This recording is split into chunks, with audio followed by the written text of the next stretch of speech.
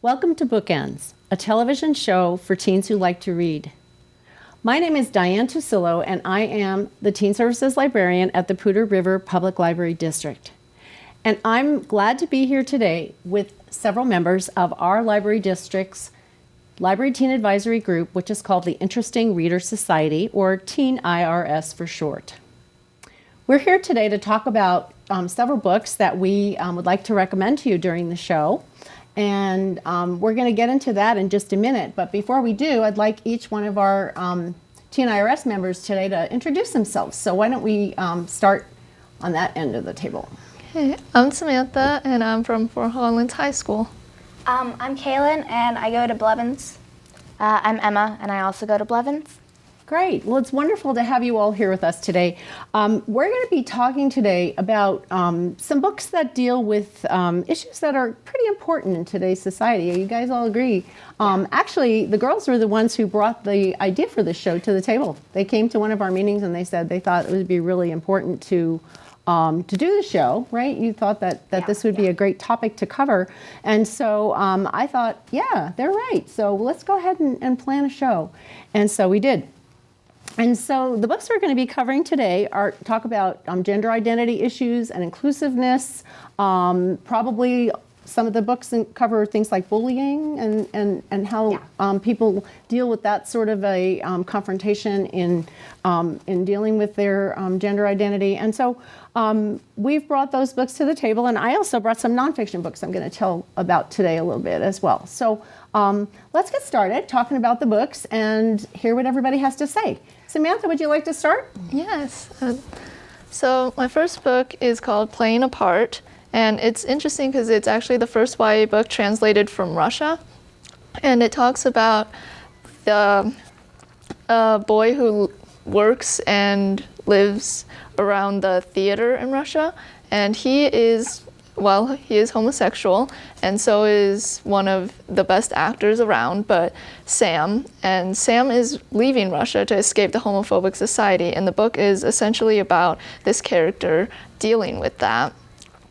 And I found it really intriguing because if you go in with an understanding of like the homophobia in Russia, you can really get a lot out of this book and the beauty of its imagery and the depth of the character finding his own like identity and accepting it. Did you feel that the intensity of the homophobia was worse than it is in other places that you've read about or experienced? Yes. Most of the books I've read have been set in America, so it was interesting seeing in Russia because his own grandfather really hates, he uses the word queer as an insult still, so it was a lot, very eye-opening. I'm kind of curious, did he tell other people that he was homosexual, or was it just kind of like only he knew? It was heavily implied throughout the book, and he had that very effeminate feel to him and was bullied a lot throughout for that. So we come to that topic of bullying. So he experienced that in the story as well. As I know that happens in several of the books that you guys brought today. So how was that handled in the book? Well, as kind of a theater head, he always dons this persona of a jester, and he just plays it off as a joke or pretends like he's okay with it, and that's how he deals with the bullying, at least. But he must have been having some pretty hurtful feelings inside, huh? I bet you. That's kind of terrible. Yeah, it sure is, yeah. So, well, thanks for bringing that book to the table. That's a pretty interesting story. Kaylin, would you like to share a book now? So the first book I wanted to talk about was Freak Boy. And so this book is about a transgender boy who is dating a girl. And so their relationship is pretty serious. And so he feels, he's like really worried about telling her and his family about him being transgender. Mm-hmm. And so this book is written from 3 different perspectives. Okay. It's written from the boy who is transgender. It's written from his perspective. His name is Brendan. and then from his girlfriend's point of view, and from another transgender person's point of view, Angel, who has already come out and gone through a few procedures to make her her. Okay, so you obviously enjoyed the book and are recommending that one. Yeah. What did you think was the strongest point about that book? Do you think does it have a good message to it? Does it have a strong plot? The characters? Yeah, I feel like it really helped me understand being great. transgender. And actually, the entire book is written in poetry. Wow, it's a verse Yeah. novel. Okay, Yeah. that's great. Great, and so you felt when you read it that you Yes. came to some more understanding Yes. about what it's like to be transgender. Do you think that someone who's transgender who would read that book would find a way to connect and to be more comfortable in? Yes, I that do think so, because in the book there, Angel is working at an LGBTQ center for teens, and Brendan goes there, and so I feel like that might help others realize that there are other people out there Right. who are going through the same things. Right, places where they can find help and Yes. people that understand their situation and can guide them through the experience. Okay, great. Thanks for bringing that one. Okay, Emma, what did you bring today? All right, it's called Annie on My Mind. So I really like this book because I feel like the characters are really relatable. So it's about a girl named Lisa who falls in love with a girl named Annie. And so like they're really, really close, but Lisa goes to an extremely religious school and her family is extremely religious. And Annie really wants, to tell their parents because she really, really loves Lisa and wants, everyone to know. Right. So it's kind of about Lisa trying to figure out like what she wants to do and like who she wants to tell, because she's really scared because her school is very like homophobic and it's against God's will and all of that. And so it's kind of about like Lisa trying to still have a really good relationship with Annie, but at the same time kind of try to figure out how she's going to tell everybody. Okay. So I just found it kind of like really, really relatable. Like I felt like I could connect with the characters. Right. That's Annie on My Mind is considered to be a classic in young adult literature these days. You might not know that the author Nancy Garden had been a friend of mine. She was someone that I knew from my work with books and reading in libraries and some of the national organizations I belong to. And I got to meet her quite a few years ago. She did pass away last year. That's really sad. Yeah. The interesting thing about her is that she was in a relationship with her partner Sandy from their youth all the way up until the time she died, and they had a beautiful house in Maine that they shared and had a really wonderful life together. But they were never able to get beyond just being partners. And in today's world, we see a lot of changes, don't we? So Yeah. So things are very different. People's perspectives are changing, and I'm glad you brought that one to the table too. For that reason, I think it's important to people to think about those changes that are happening in our world. I really liked it. It was like a really good book. Yeah, it's a very strong book and a really important book in teen literature.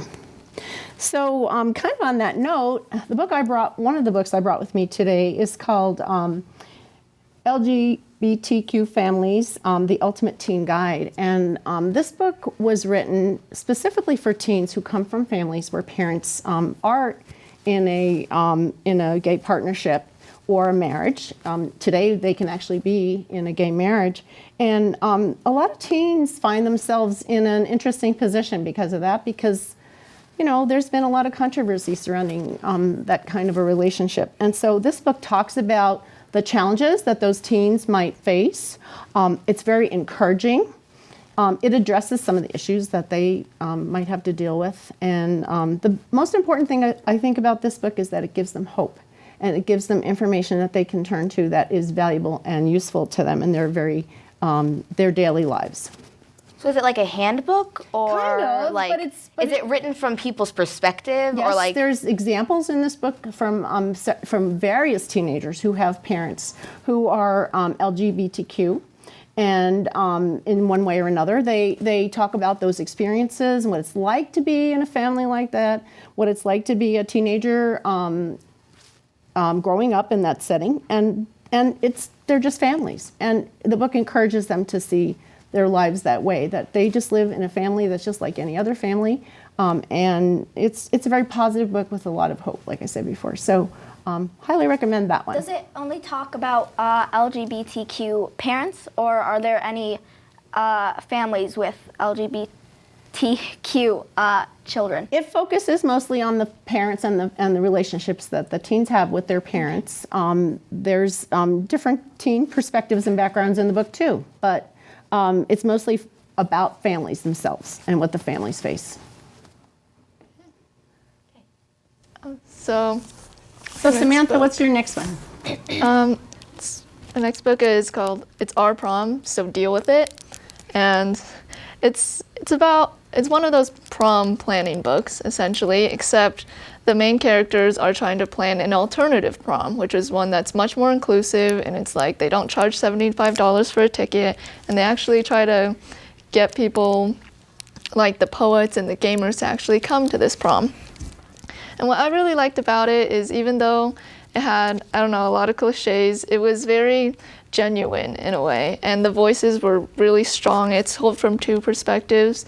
One girl who's a lesbian and one guy who's bisexual, and they're both in love with this one girl, their best friend. So it's a bit of drama, but it's quite interesting to see how they bounce back and forth between what one person knows and what the other doesn't know.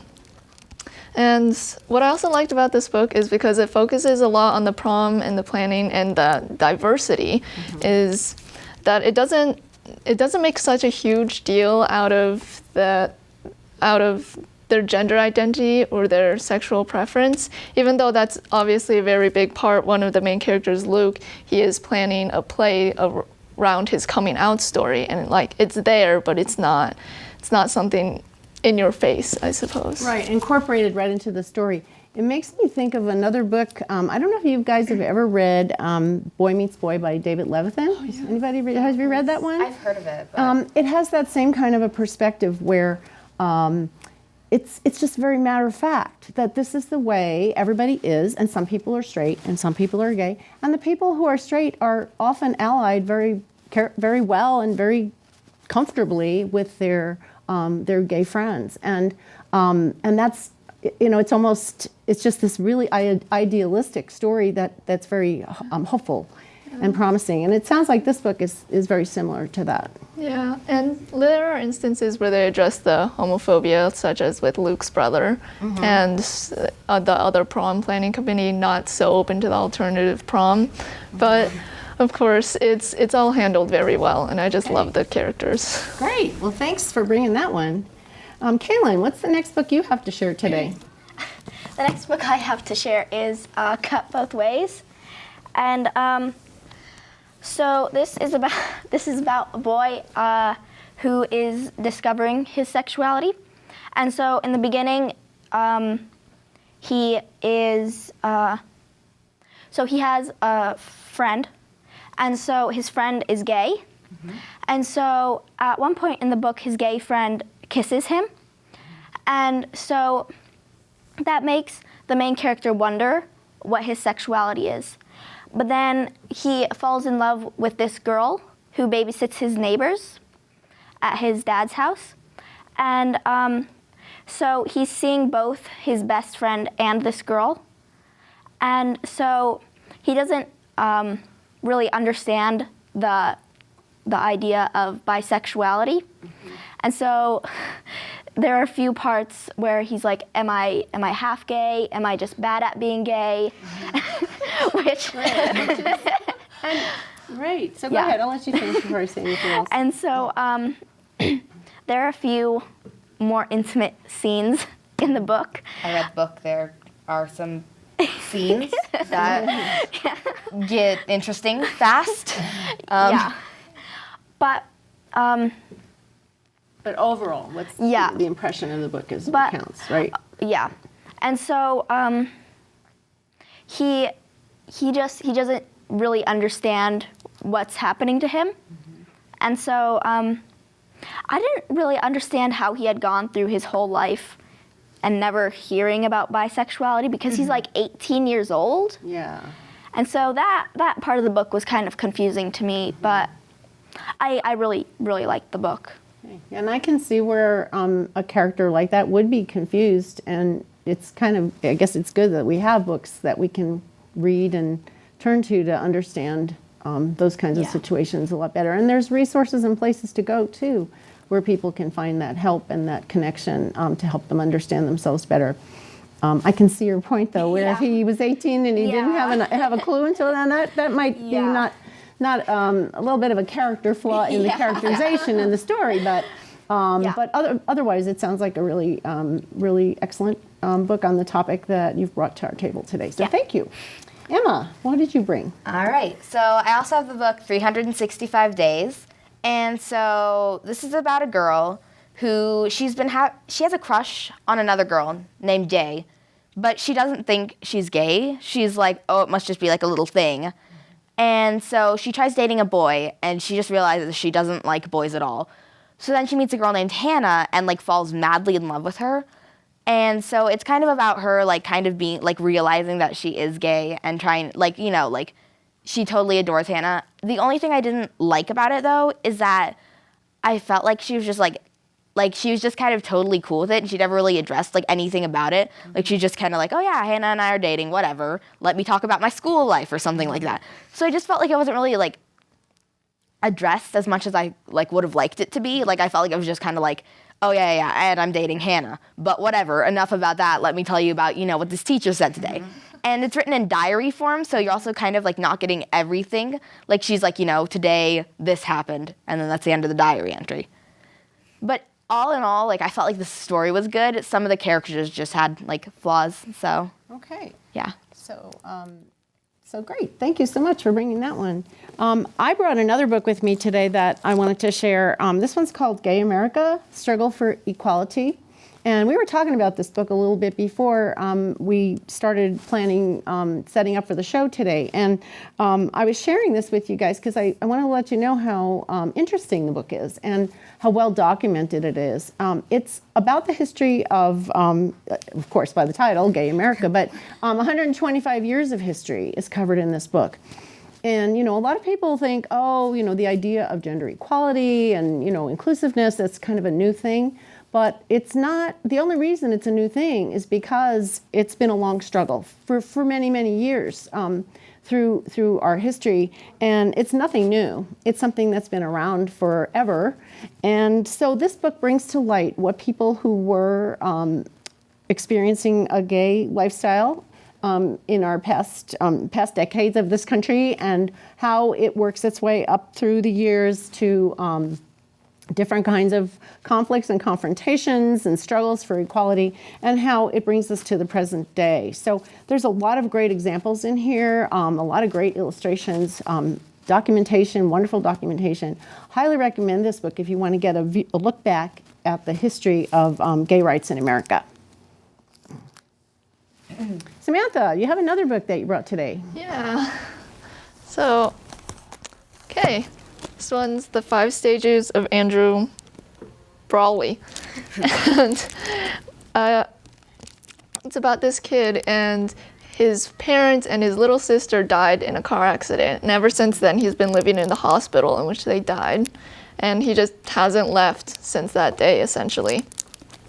And he's just living his life waiting for death to come and claim him, until one day this kid rolls into the ER and he's been burned all over his body.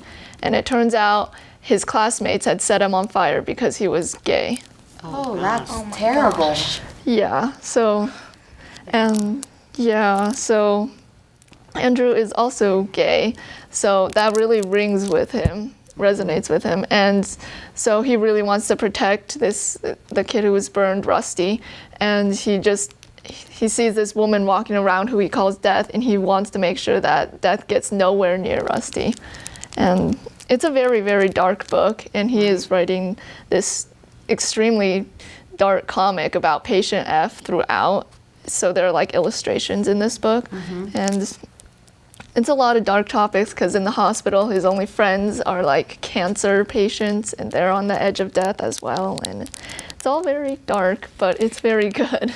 So the point is a good point. Ultimately, you can see the struggle that people go through. When we talk about bullying, this is way beyond bullying. I mean, this is a hate crime. It's a hate crime. It's a terrible hate crime, and I guess it deserves to be, a dark book because of the topic that's being covered in it. But I think it's important to bring that topic to light as well. Yeah. Okay, thanks for sharing that one. Kaylin, what else do you have with you? Let's see. This one. So the last book I bring was called Almost Perfect. And so this book is about, it's told from the perspective of a boy who just got out of a 3-year relationship with a girl who really, she seemed to him to be very into the relationship, but really after they broke up, he realized that it really wasn't that great of a relationship. And so when he's trying to get over his ex-girlfriend, he meets a new girl named Sage, who just came to school. And so she has a lot of secrets, like she was homeschooled before and she's not allowed to date, but her younger sister is allowed to date, and she went to public school. And so after a while, you find out that Sage, the new girl who came to the school, is transgender. And so her parents are very overprotective of her. And so when the main character finds out about her being transgender, he really overreacts, in my opinion. I mean, obviously, I've never been in the situation, so I wouldn't know how it feels. But in my opinion, he really overreacted, and he didn't really try to take her perspective. He just thought about how she had lied to him and how she had hurt him. And he didn't seem to be very understanding at first, but after a while, he realized that she really needs a friend right now. And yeah, so after that, they become best friends and they go to college together. I read that book too. I really liked that book a lot. Yeah. It was just good characterizations, I thought, and a very different kind of a perspective to that story. So great, thanks. How about you, Emma? What do you have next? So for my final book, I got What We Left Behind. And so this book, it's about 2 girls, and their names are Tony and Gretchen. So Tony identifies as genderqueer because Tony can't decide whether I don't want to call Tony a he or a she because doesn't really decide. So I'm just going to call he because I don't know. So Tony doesn't know whether he is male or female. He just kind of knows that he does not want to be female, but he's also not ready to be a male. So, and he's dating this girl named Gretchen, and Gretchen is lesbian. And so it's kind of about, they both go to different colleges, and they both kind of find like different friends, and Tony finds a group of people who are also, like transgender or gay or bi. And so he like really, really connects to them, and they're kind of like, like if you want to be a guy, you should become a guy. And that kind of Gretchen doesn't really know where she fits anymore because she doesn't like guys, but she really, really loves Tony. So she's kind of trying to figure out like, do I stay with Tony because I really like love him, or do I, break up because I want to date a girl? So it's kind of about that. And I didn't really like Gretchen, to be honest, because she didn't try to see Tony's like view of things. Like Tony's like, I want to be a guy. Gretchen's like, are you positive about that? Like, do you really want to be a guy? And Tony was like, well, yeah. And Gretchen just kind of like overreacted and was just kind of like, I don't want you to be a guy. I want you to stay a girl so I can still date you. So I didn't like that. But other than that, like the story was really good and the rest of the characters were really awesome. Okay. Well, everyone brought some really thought-provoking books today, and it's been really fun meeting with you today and talking about these books. Yeah. And I think that people that read these books will be enlightened in a lot of ways. So I appreciate that, and I appreciate everyone for watching today, and thank you for watching Bookends.